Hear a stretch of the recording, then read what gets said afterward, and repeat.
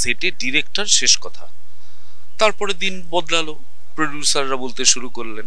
এখন producer director কেউই বলেন না, এখন আমরার যারা লোক আছে তারাই বলে, সেইভাবেই ছবি হয়। আজকে মিঠুনদাকে যেমন অকপটে কেউ কেউ বলে দিলেন বিজেপির শিল্পী।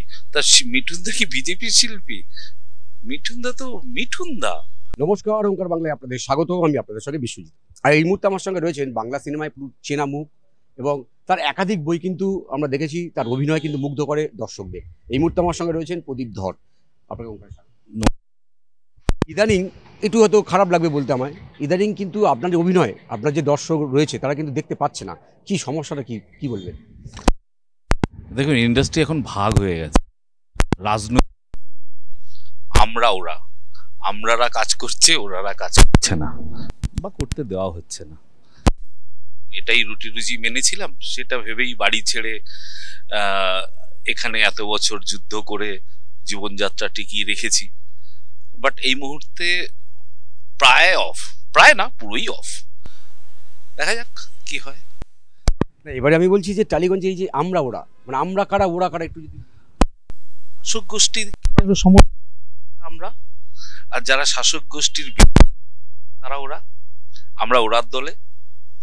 আমি একটা রাজনৈতিক দলের সঙ্গে যুক্ত আছি, সেই জন্যেই নয়, আমি একজন মানুষ হিসেবে প্রতিবাদ করেছি। এই যে শিক্ষা দুর্নীতি, স্বাস্থ্য দুর্নীতি, এত খুন রাহাজানি, মহিলাদের অসম্মান, সেগুলো নিয়ে প্রতিবাদ জানিয়েছি। সেই প্রতিবাদটাই হচ্ছে আজকে আমার ওরাতে পরিণত হওয়ার কারণ। এই যে দুর্নীতিগুলো একের পর এক ঘটছে রাজ্যে, কিন্তু বাংলা সিনেমায় রিফ্লেক্ট কেন পাচ্ছি না? কোনোদিন হয়েছে নাকি এটা? আগে একটা সিনেমা তৈরি হতো, সেখানে ডিরেক্টর শেষ কথা বলতেন, সেখানে প্রডিউসারের ভূমিকা ছিল না। সেটে ডিরেক্টর শেষ কথা। তারপরে দিন বদলালো, প্রডিউসাররা বলতে শুরু করলেন। এখন প্রডিউসার ডিরেক্টর কেউই বলেন না, এখন আমরার যারা লোক আছে তারাই বলে, সেইভাবেই ছবি হয়। সেই জন্য কোনো রিফ্লেক্ট দেখতে পান না। পরিস্থিতি কি বদলাবে?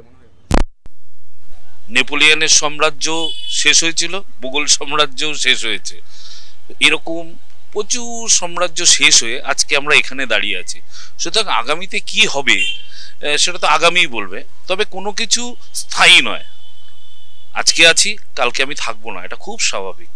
সুতরাং যারা আছি এই মুহূর্তে, আর যাদের বিরুদ্ধচারণ করছি, সেটাও মনে হচ্ছে ঠিক হচ্ছে না।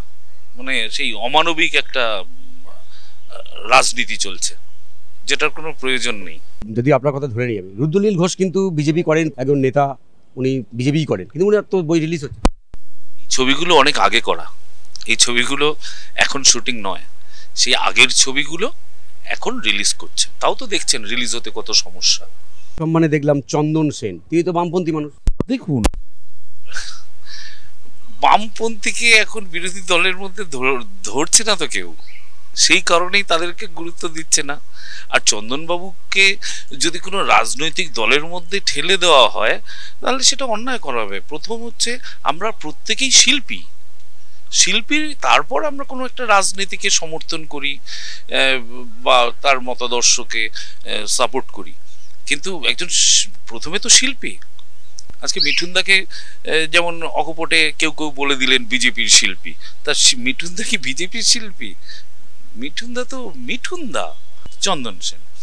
চন্দনবাবু সমর্থক। চন্দনবাবুকে কোনোদিন ওইভাবে আপনি রাস্তায় দেখেননি ওই রকম প্রতিবাদ করতে। তা যাই হোক, মানে যদি উনি করেও থাকেন বা নাও করে থাকেন, সেটা নিয়ে আমার কোনো সমস্যা নয়। উনি একজন শিল্পী, ওনাকে সম্মান জানানো হয়েছে, এটা তো আমার ভালো লেগেছে। বন্দ্যোপাধ্যায় টেলিভিশন যে সিরিয়াল উনি দেখেন, নিজে বলছেন, এতে উৎসাহিত পাবো না। ওই তো উনি তো দেখেন, অস্বীকার করছি না তো। উনি তো আগেও বলেছেন যে আমি প্রতিটা সিরিয়াল সিনেমা নজর রাখি। তো সেই নজর রাখতে গিয়ে যাদেরকে এইভাবে দুচ্ছাই করে দূরে সরিয়ে দেওয়া হচ্ছে, তাদেরকে পিঠে না মেরে পেটে মারা হচ্ছে, সেটা তাহলে উনি একটু নজর দিক, তাহলে ভালো হবে। মানে ওই শিল্পীদের যেমন মাছ বিক্রি করতে হয়েছে বা রাস্তায় চাউমিনের দোকান দিতে হয়েছে, তো একটা শিল্পীকে যেন তার শিল্পী সত্তা বজিয়ে রেখেই বাঁচতে পারে, সেই ব্যবস্থাটা উনি করুক, নিশ্চিত করুক।